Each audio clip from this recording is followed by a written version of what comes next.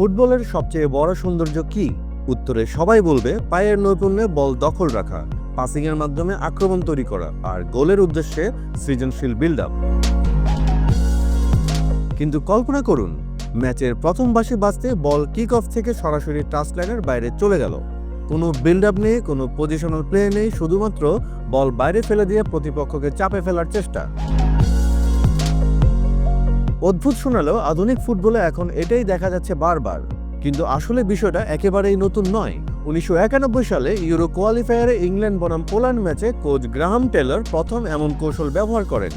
তিনি চেয়েছিলেন kick off থেকে বল ডায়াগোনালি বাইরে পাঠিয়ে প্রতিপক্ষকে তাদের অর্ধেই বক্সিং করে রাখা। কিন্তু দুর্ভাগ্যবশত খেলোয়াড় এন্ডি গ্রে বলটি ভুল করে 15 গজ দূরে ফেলেন, আর সেই মুহূর্তেই চাপের মুখে পড়ে ইংল্যান্ড। ম্যাচটা শেষ পর্যন্ত ড্র হলো।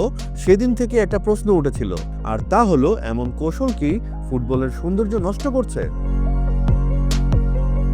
প্রায় 3 দশক পর আবার সেই কৌশল নতুন করে জায়গা করে নিয়েছে ইউরোপের বড় বড় ক্লাবের মাঝে। প্যারিস সেন্ট জার্মেন গত মৌসুমে চ্যাম্পিয়ন্স লিগে ইন্টার মিলানের বিপক্ষে ম্যাচ শুরুর সঙ্গে সঙ্গেই বল বাইরে পাঠিয়ে দিয়েছিল। এরপর ক্লাব বিশ্বকাপে প্রায় প্রতিটি ম্যাচে তারা একই কাজ করেছে। শুধু তাই নয়, সাম্প্রতিক সময়ে নিউক্যাসল ইউনাইটেড, আর্সেনাল এবং ক্রিস্টাল প্যালেসও প্রিমিয়ার লিগে নিয়মিত এই কৌশল ব্যবহার করছে। নিউক্যাসলের সান্দ্রা তোনালি কিক অফ থেকে সরাসরি কর্নার ফ্ল্যাগের দিকে বল পাঠান, যাতে প্রতিপক্ষকে তাদের অর্ধে আটকে রাখা যায়। অন্যদিকে প্যালেসের অ্যাডাম ওয়াটন ব্যাক পাস নিয়ে বল বাইরে পাঠান প্রায়ই। তাদের ধারণা, পজিশন ধরে ঝুঁকি না নিয়ে প্রতিপক্ষকে ডিফেন্সিভ থ্রোতে ফেলা অনেক বেশি নিরাপদ। তাহলে এখন প্রশ্ন হচ্ছে, দলগুলো এমন কেন করছে? আসলে এর মূলে আছে প্রেসিং ফুটবল। আধুনিক যুগে হাই প্রেসিং এমন এক দর্শন যেখানে প্রতিপক্ষের বল দখল চাই। অনেক কোচই মনে করেন নিজের অর্ধে পাস খেলে ঝুঁকি নেওয়ার চেয়ে প্রতিপক্ষকে থ্রোইন থেকে ভুল করতে বাধ্য করাই অনেক বেশি কার্যকর।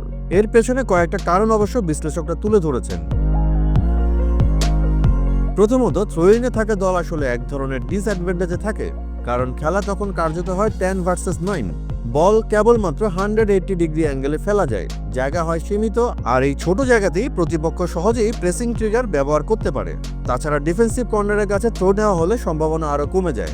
ডেটা বলছে মিডফিল্ড থেকে থ্রোতে 85% সময় নিজের খেলোয়াড় বল পায়, কিন্তু ডিফেন্সিভ কর্নারে এই রেট নেমে আসে মাত্র 68%-এ। অর্থাৎ খেলা তখন হয়ে যায় 50-50 চ্যালেঞ্জ। তবে এরও কিছু ব্যতিক্রম আছে, যেমন ফাস্ট থ্রোইন। কিক অফ থেকে সব খেলোয়াড়কে ম্যানমার্ক করা সম্ভব নয়, তাই দ্রুত থ্রো নিলে প্রতিপক্ষের প্রেস ভাঙা যায়।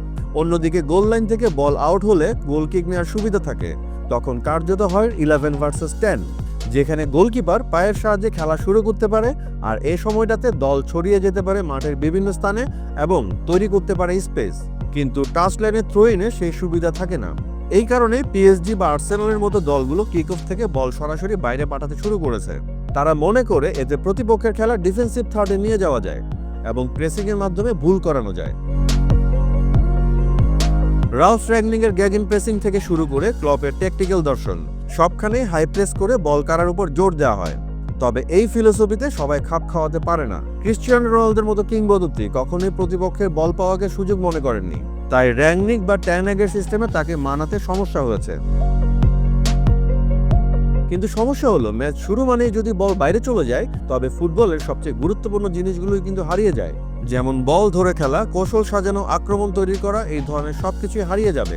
ফুটবল ধীরে ধীরে হয়ে উঠতে পারে রাগবির মতো। আর তাই অনেক ফুটবল বিশেষজ্ঞ মনে করছেন ফিফা বা আইএফএবি চাইলে নিয়ম পরিবর্তন করে সহজ সমাধান দিতে পারে। যেমন নিজের অর্ধের কর্নারের কাছে পাওয়া থ্রোটা যদি পেনাল্টি বক্সের লেভেল থেকে নেওয়ার সুযোগ দেওয়া হয়, তবে খেলার গতি ও সৌন্দর্য বজায় থাকবে। ইতিহাস বলছে ফুটবলের আইন সবসময় পরিবর্তন হয়েছে খেলার সৌন্দর্য রক্ষার জন্য। ব্যাক পাস রুল, গোলকিকের নতুন আইন সবই এসেছে খেলা আরো নতুনভাবে আকর্ষণীয় করার জন্য। তাহলে প্রশ্ন থেকেই যায়, এই নতুন ট্রেন্ড কি শুধুমাত্র ট্যাকটিক্যাল উন্নয়ন, নাকি ফুটবলের মৌলিক সৌন্দর্যের অবনতি? ফুটবল মানে আবেগ, সৃজনশীলতা আর শিল্প। শুধুমাত্র ম্যাচ জেতার জন্য যদি ম্যাচের শুরুতেই বল বাইরে পাঠানো হয়, তবে হারিয়ে যেতে পারে সেই সৌন্দর্য। আপনার কি মনে হয়, এই ট্রেন্ড ফুটবলের ভবিষ্যৎকে বদলে দেবে, নাকি এটা কেবলমাত্র সাময়িক কৌশল?